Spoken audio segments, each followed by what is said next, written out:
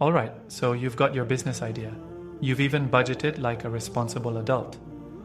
But now, the £1,000,000 question. Where is the money coming from? Are you funding it yourself? Borrowing from a bank?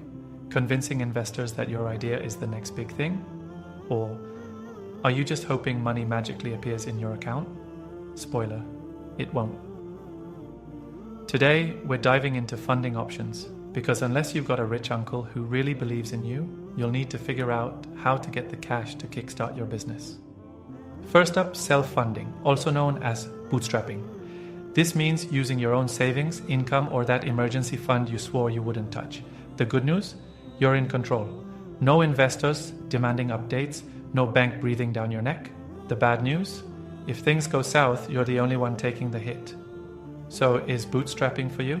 Well, if your business needs minimal upfront costs and you've got some savings, it's a great option. But if your plan includes a fancy office and a fleet of company cars on day one, yeah, you might need a different strategy.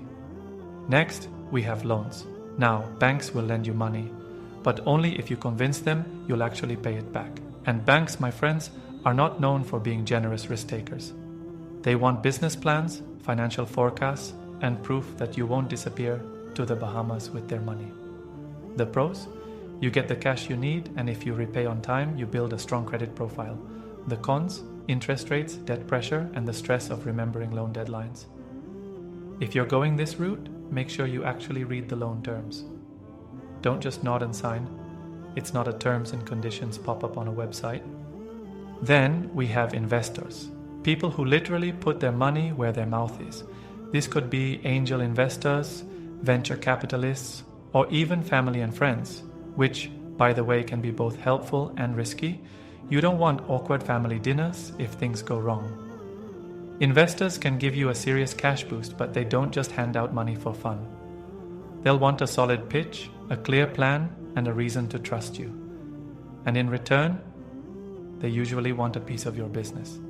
So before you say yes, ask yourself, am I okay sharing control, or do I want to keep my empire to myself? Now let's talk about the dream scenario, free money. Sounds nice, right? Grants are basically funding you don't have to repay. But before you get too excited, they come with strict eligibility rules, loads of paperwork, and competition fiercer than a Black Friday sale. Then there's crowdfunding, where strangers on the internet help fund your business. If you've got a unique idea, a great story, and a solid marketing plan, crowdfunding can work wonders. But if your pitch is just, give me money please, you're probably better off trying something else. So what's your move? Self-funding, a loan, finding an investor, maybe crowdfunding? The key is to choose wisely, because every funding option comes with trade-offs. Your next step? Decide on the source of finance you want and can get. And remember, getting funding is just the start. The real challenge? Making sure you don't waste it.